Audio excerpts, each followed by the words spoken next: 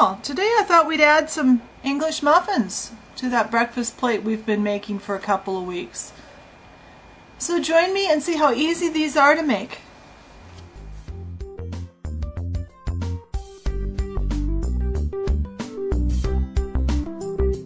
Alright, so this week I thought we'd add some English muffins to our breakfast, so I thought I'd have a couple here to look at. I have one English muffin that I toasted and one that's not toasted. Now obviously they are going to be the same size, and I measured them. They're about 3.5 inches across. So that would translate to about 1/4 inch in miniature, in 1/12 scale. What else do we see? Well, of course they were, together, and we split them in half. I think the characteristic that most of us look for in an English muffin is holes. These English muffins, I noticed when I got them, they don't have as many holes. I expect them to be more like this, like these are around the edges all the way through. So they have holes. They're kind of a creamy color on the inside. The outside is just a little bit browned, not a whole lot.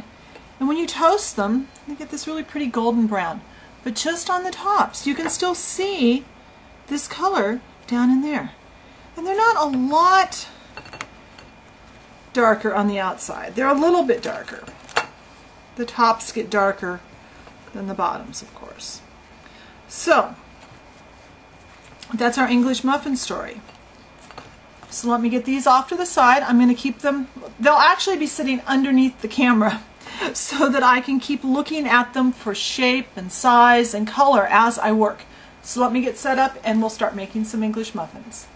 All right, for our clay today we're working with just a piece of mostly equal parts white and translucent with just a tiny amount of gold yellow. In fact, I recommend you take the smallest amount of gold yellow you can, mix it into a small amount of this, of the white, and then start mixing that into the piece of white and translucent you're going to use. You want just enough so it's not white, but it still needs to be pretty creamy. For this to roll it out, we're not actually rolling out. We are smushing it with our fingers because our English muffins have texture on both sides. It's a little too thin. I want about 1/8 of an inch, 1/16 of an inch, somewhere's in there. And I want texture. And I have a clay cutter. This is a 3/16 of an inch, I think, 5/16 of an inch, which is just over 1/4 inch in diameter. We're going to cut, and we're going to drop these on our tray. And you'll need to play around with how thick you want your clay. That did not go all the way on, so that one I didn't want to do. So let's get back into my clay. There. Making sure that you get them nice and round, well, so that you get the whole thing. We're going to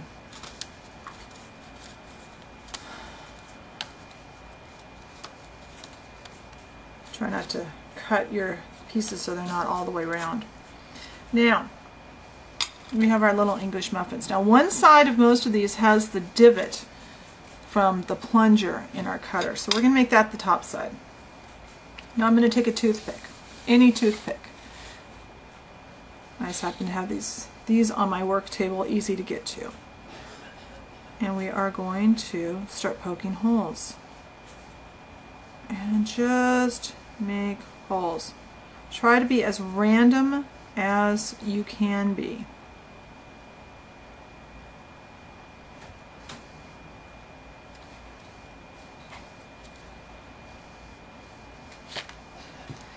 Now, we have a wet wipe right here because we are going to go back and forth between clean clay and chalk.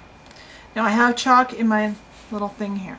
I have a yellow ochre chalk, and then this little cup right here is a brown and a rust color that are just barely sprinkled in there. So we're going to take the yellow ochre color. We're not going to take very much, just a little bit. And we're going to,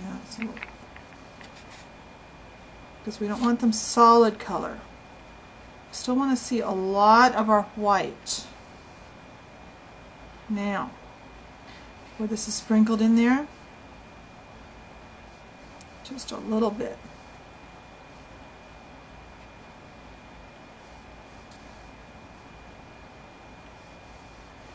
Here we have a toasted English muffin half. Add the color very, very slowly. Then after each one, wipe your fingers.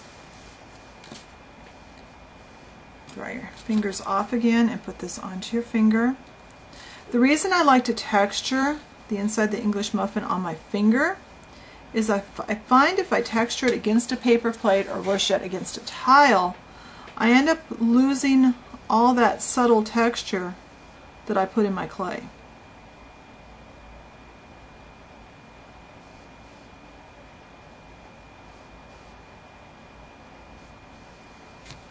There we go. Now turn it over. Kind of use your fingers to rough it up again. Always start with your lightest color chalk. Start with the yellow ochre first. And if we'll make this one a not toasted one. So this one will just have the yellow ochre on. And nothing on the top if we're not toasting it. Wipe our fingers and do it again. And that really is all there is to this. It's just a matter of repeating the same process for however many English muffins you're making.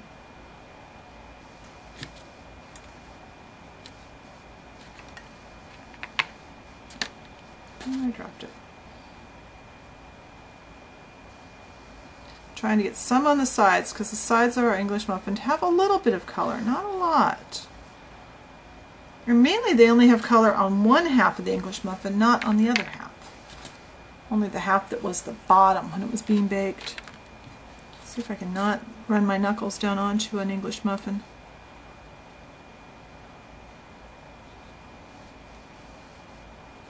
Okay, well I'm going to keep texturing and chalking these. And when I get done, I will bake them off at, since this is a white translucent mixture, we'll bake them at 230 degrees for probably no more than 5 minutes. These are not very thick. These are a pretty thin piece, so we don't want to have much in the way of time or temperature. So I'll get these done and then I'll be back. Alright, so I've got English muffins. I think the dolls in the dollhouse will really like that. Let's put a couple of English muffins on our breakfast plate. I lost one of the pieces of bacon off of my plate the other day because I dropped it. This happens to all of us. Let's see if I can get down closer. There. So, we have an English muffin to serve with our eggs and bacon. I think that turned out pretty cool. So I hope you enjoyed this. If you haven't found us on Facebook, be sure and check us out there if you're a Facebook user. If you haven't checked out the blog, be sure and check us out there too, because I do add some extra information usually about the video. I hope you enjoyed this, and I'll talk to you later. Bye.